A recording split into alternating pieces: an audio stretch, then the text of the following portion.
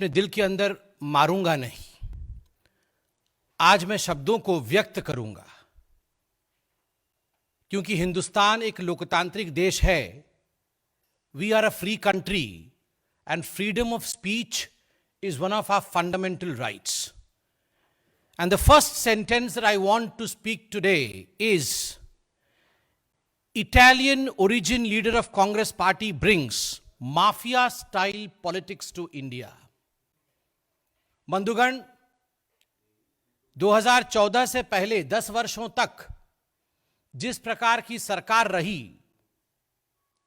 एक इटालियन कुल की, इटालियन डायनास्टी की सरकार, और मैं आज परहेज नहीं करूंगा यह कहने में, I will not shy away from saying the truth that as far as the leader of this Italian mafia is concerned, she is none other than one of the ones whose father was extremely close to Mussolini. Mussolini के right hand, Mussolini के दाहिने हाथ रह चुके पिता की पुत्री आज जिस प्रकार भारतवर्ष में माफिया राज स्थापित कर रही हैं, यह आप सबके सामने है, और इसको अभिव्यक्त करना यह हमारी आजादी है। बंधुगण, प्रेस के खिलाफ जिस प्रकार के कदम उठाए जा रहे हैं, कोई एक केस नहीं है, कोई दो केस नहीं है। आज मैं आपके सामने अनेकों ऐसे उदाहरण रखूंगा जिससे आपको मालूम पड़ेगा कि किसी एक चैनल के लिए नहीं, किसी एक व्यक्ति के लिए नहीं, मगर इस कमरे में बैठा प्रत्येक व्यक्ति के लिए और प्रत्येक चैनल के अधिकार के लिए आज हम खड़े हैं, आज हम आवाज उठा रहे हैं। In fact, friends, such dastardly action against the press, against the people who dissent, is an attack on the fundamental right of not only the press, the reporters, the editors, but also the fundamental right, is an attack on the fundamental right of the core of this democracy called India. बंधुगण, mafia hates anyone who seeks the truth. Mafia के कुछ गुण होते हैं। Mafia कभी भी सत्य नहीं सुनना चाहता है, माफिया चाटुकारिता चाहता है। माफिया हमेशा एक कमिटेड ब्यूरोक्रेसी चाहती है, माफिया हमेशा एक कमिटेड जुडिशरी चाहती है, माफिया हमेशा एक कमिटेड जर्नलिस्ट चाहता है, एक कमिटेड जर्नलिज्म चाहता है, एक कमिटेड मीडिया चाहता है। बंधुगण, यही वो माफिया सरकार है। माफिया, और देखिए विडंबना, माफिया मां बेटे का जो माफिया सरकार है, इसने केवल प्रेस के ऊपर आघात किया हो ऐसा नहीं। जब इनको फेवरेबल जजमेंट नहीं मिलता है तो ये चीफ जस्टिस ऑफ इंडिया तक को नहीं छोड़ते हैं। They attack on the CJI of India, they move ahead for the impeachment of CJI of India, they call the CJI of India by names. तो ये केवल प्रेस का विषय नहीं है, यह विषय हम में से प्रत्येक नागरिक का है।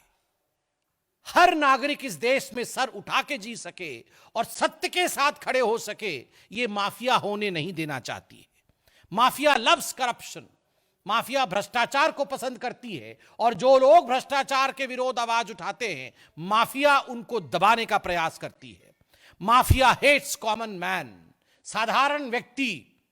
समीत ठाकर एक साधारण व्यक्ति है, कोई अमीर व्यक्ति नहीं, कोई बहुत बड़े परिवार से नहीं आता, मगर उसके ऊपर काला कपड़ा ढक करके, उसको बांध करके जिस प्रकार आतंकवादी के रूप में एक कोर्ट के सामने प्रस्तुत किया जाता है, और जब कोर्ट उसे बेल देती है तो माफिया उसे पुनः गिरफ्तार कराती है और पुनः काल कोठरी में ढकेल देती है, यह माफिया का चरित्र है। माफिया लव्स ड्रग्स, ड्रग्स का सिंडिकेट खोलना, ड्रग्स का कारोबार करना, यह माफिया को पसंद है। और जो ड्रग के खिलाफ आवाज उठाएगा, जो सत्य के लिए खड़ा होगा, माफिया उसे पनपने नहीं देगी, चाहे उसे घुटने पर क्यों ना लाना पड़े, माफिया वो सब कुछ करेगी। माफिया बाहर से सुंदर दिखता है, हमेशा ये माफिया का चरित्र है कि जो माफिया का एक्सटीरियर होगा वो बड़ा डेकोरेटेड होगा, कॉलम्स लिखा जाएगा, आर्टिकल्स लिखे जाएंगे माफिया द्वारा कि देखो हम कितने चरित्रवान हैं, हम कैसे डेमोक्रेसी को प्रोटेक्ट करने वाले हैं। एक तरफ तो सोनिया जी आर्टिकल लिखती हैं पेपर में और कहती हैं कि डेमोक्रेसी की हत्या हो रही है। एक तरफ राहुल गांधी जी आर्टिकल लिखते हैं और कहते हैं मैं प्यार की राजनीति करता हूं, I believe in politics of love. Is this politics of love? Sonia ji, is this love for democracy that you advocate and you write article about? This is the characteristic feature of Italian mafia, a beautiful exterior, decorating your exterior with articles and columns and speaking volumes about democracy, but in reality, you are the murderers of democracy. And in the words of Agatha Christie, murder, she wrote. This mafia is the one who has written murder of democracy as and when they have been in power and whichever state they have been in power. Friends, ये जो Italian mafia और उनके allies हैं, ये जो Italian mafia और उनके साथी हैं, कंधा तो किसी साथी का है, कंधा तो शिवसेना का है, मगर वो बंदूक, वो ट्रिगर, वो बारूद और वो बुलेट, ये सारा कुछ इटालियन माफिया का है। ये सारा कुछ उन मां बेटे का है जो हिंदुस्तान में डेमोक्रेसी को समाप्त करने के लिए लड़ रहे हैं। कंगना रनौत एक साधारण महिला, मेहनती महिला, बाहर से जाके मुंबई जैसे विराट प्रदेश में, विराट स्थान पे, मुंबई का दिल बड़ा है, सबके लिए उसका दिल खुला हुआ है। वहां वो जाती है, मेहनत करती है, आगे बढ़ती है और उसको क्या मिलता है? ये माफिया उसका घर डेमोलिश कर देती है। ना कोई कानून, ना कोई आईन, ना कोई बही। There is no law, there is no word of law, there is no justice, and you demolish the home of Kangana Ranaut just because she demanded certain answers, just because she wanted to know about Sushant Singh Rajput, just because she spoke against the government, just because she attacked mother and son. Is this the way you would behave with an ordinary citizen? साधारण लोगों के साथ, समित ठाकर जैसे साधारण लोगों के साथ जिस प्रकार से ये माफिया व्यवहार कर रही है, वो अब आप सबके सामने है। बंधुगण, आपने देखा है, यहां सारे चैनल बैठे हैं और मैं एक बात कहना चाहूंगा रामधारी सिंह दिनकर का। रामधारी सिंह दिनकर वही हैं जिन्होंने कहा था सिंहासन खाली कर की जनता आती है। इमरजेंसी के समय जिन्होंने हम सबको जगाया था, हम सबको आगे बढ़ाया था, उसी रामधारी सिंह दिनकर ने कहा है, और मैं ये पढ़ना चाहूंगा, समर शेष है, समर शेष है नहीं पाप का भागी केवल व्याघ्र, समर शेष है नहीं पाप का भागी केवल व्याघ्र, जो तटस्थ हैं समय लिखेगा उनका भी अपराध। There is nothing called as being neutral. Being neutral is to stand with truth. जब भी कंफ्यूजन होता है, जब भी मन के अंदर भ्रम होता है, याद करिए इस पूरे विश्व में सबसे बड़ा रणक्षेत्र कोई है, जहां सबसे बड़ा दुंदुभिनाद हुआ था, वो कुरुक्षेत्र है। कुरुक्षेत्र में अर्जुन के मन के अंदर संशय था कि मुझे लड़ना है या नहीं लड़ना है, तो कृष्ण ने उनके रथ को बीच में स्थापित करके कहा था कि देख, एक तरफ न्याय है और एक तरफ अन्याय है, लड़ना है और अन्याय को समाप्त करना है और न्याय और धर्म के साथ खड़ा होना है। आज मैं सबसे अपील करता हूं, चाहे वो पॉलिटिकल पार्टी हो, चाहे वो आम नागरिक हो, चाहे वो संगठन हो, संस्था हो, एनजीओ हो, चाहे वो न्यूज चैनल हो, क्योंकि सभी न्यूज चैनल हमारे लिए बराबर हैं। सबसे यह अपील है कि रणक्षेत्र के मध्य में खड़े होकर ध्यान से देखें कि सत्य किस तरफ है। Being neutral is to be with truth. Being neutral does not mean to shun the truth and not show the truth. To stand with the truth is neutrality. So please, let's stand with the truth. बंधुगण, बहुत सारे उदाहरण हैं। ये Hitler और Mussolini की बात करते हैं, ये हमारे प्रधानमंत्री को गाली देते हैं। आए दिन प्रधानमंत्री के लिए जिन शब्दों का प्रयोग किया जाता है, उनको हिटलर शाह कहा जाता है। आज आप बताइए हिटलर शाही क्या है? घर से घसीट कर किसी व्यक्ति को ले जाना, उनकी पत्नी और उनके एक माइनर बच्चे के साथ जिस प्रकार का व्यवहार किया गया है वो व्यवहार करना, एक केस जो बंद हो गया है उस केस को पुनः खोल देना, यह कहां का लोकतंत्र है?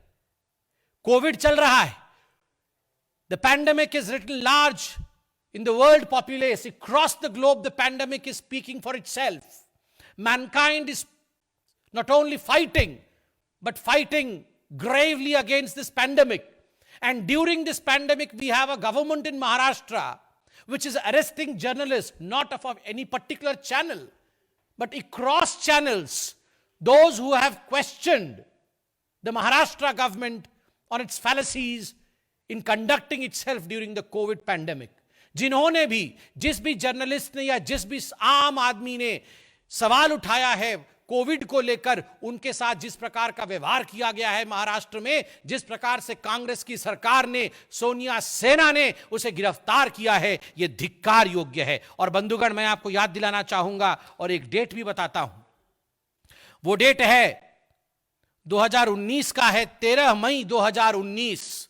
एक आर्टिकल लिखा गया था, क्योंकि आप कहेंगे हम केवल एक चैनल के लिए खड़े नहीं बंधुगण, यहां बैठा एक एक चैनल के साथ हम खड़े हैं। इसलिए मैं 13 मई 2019 में इंडियन एक्सप्रेस में एक आर्टिकल लिखा गया था निरुपमा सुब्रमण्यम द्वारा, और वो विषय था इंडियन एक्सप्रेस का ही, और आर्टिकल का हेडलाइन था राजीव गांधीज इनफेमस हॉलिडे। उसका हेडलाइन था What vindictive Rajiv Gandhi did after Indian Express covered the story of his INS Virat vacation. आपको याद है जब राजीव गांधी प्रधानमंत्री थे और INS विराट के ऊपर फॉरेनर्स को लेकर वेकेशन पे निकल गए थे लक्षद्वीप के लिए, उस विषय में आप सभी के चैनल ने इसको दिखाया था। आदरणीय प्रधानमंत्री श्री नरेंद्र मोदी जी ने भी इस विषय पर बताया था। मगर उस समय जब इंडियन एक्सप्रेस ने इस विषय को छापा था, तो आप जानते हैं क्या किया गया था इंडियन एक्सप्रेस के साथ? इंडियन एक्सप्रेस के साथ वही किया गया था जो आज कुछ न्यूज चैनल के साथ किया जा रहा है। उस समय राजीव गांधी इस हद तक गए थे कि जुलाई 1988 में Rajiv Gandhi introduced a draconian bill, the defamation bill. Media के लिए डिफेमेशन बिल लाया गया था कि कोई भी प्रधानमंत्री के खिलाफ कुछ लिख नहीं सकता है। यह तो धन्य है, उस समय मीडिया यूनाइटेड थी। You were all united. You stood the ground. You fought against valiantly against the suppression of media, and you came out victorious. आप जीत के आए और वो बिल को राजीव गांधी को विड्रॉ करना पड़ा। मैं 2 लाइन जो इंडियन एक्सप्रेस ने 2019 में लिखा था वो पढ़ के बताता हूं कि किस प्रकार इंडियन एक्सप्रेस के ऊपर अन्याय किया गया था। एंड शी राइट्स, निरुपमा जी लिखती है, For those of us present in the office that day, the manner in which hundreds of armed CRPF and Delhi police personnel took a position inside and outside the Delhi office of Indian Express seemed way out of the proportion for a tax evasion case. Indian Express के office को घेर लिया गया था और इस प्रकार से आक्रमण किया गया था मानो इंडियन एक्सप्रेस का ऑफिस नहीं, ये गोयनका जी का ऑफिस नहीं। आज गोयनका जी के नाम पे अवार्ड मिलता है। हम सब देश के राष्ट्रपति, प्रधानमंत्री सम्मान के लिए खड़े होते हैं रामनाथ गोयनका जी के नाम पर। वो इतना बड़ा स्थान है।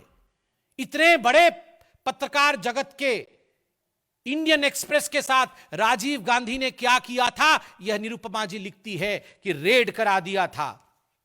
असीम त्रिवेदी, आपको याद होगा, एक कार्टूनिस्ट ने जब कार्टून बनाए थे अन्ना हजारे के समय, उसके साथ क्या हुआ यह बताने की आवश्यकता नहीं है। हजारों ऐसे उदाहरण हैं।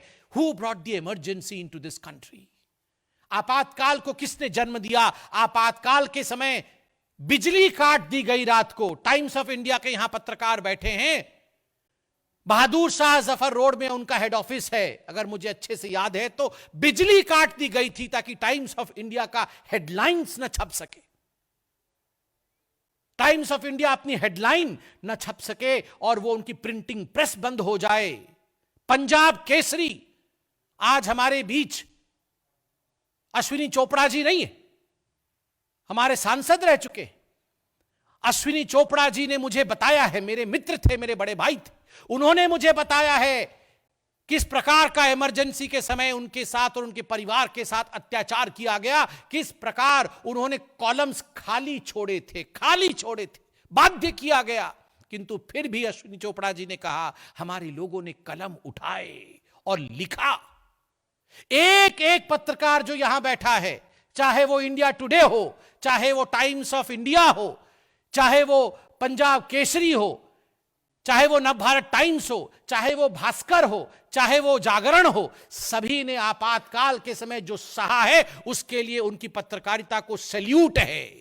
हजारों पत्रकार अरेस्ट हुए, हजारों लाखों भारतीय अरेस्ट हुए।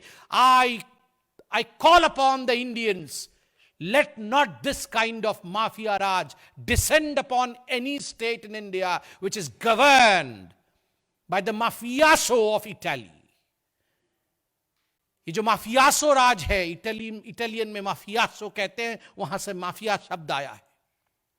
जिस भी राज्य में ये इटालियन सरकारें चल रही हैं, वहां पर इस प्रकार की गिरफ्तारी ना हो, घसीट करके किसी पत्रकार को बाहर ना निकाला जाए, इसके लिए हम लामबंद होकर खड़े हो, यही हमारी पुकार है। बंधुगण, अर्नब गोस्वामी जी के साथ आज जो हुआ है, यह पत्रकारिता के जगत के लिए एक काला दिन है। उनके माइनर बेटे के ऊपर अटैक करना, उनके घर में से उनको घसीट कर ले जाना, और वह भी एक ऐसे केस में जिसको 2018 में क्लोजर मिल गया था, the case which was closed in 2018। मैं आपसे सवाल पूछता हूं, अगर आज हम एकजुट नहीं होंगे तो कल बारी हमारी है।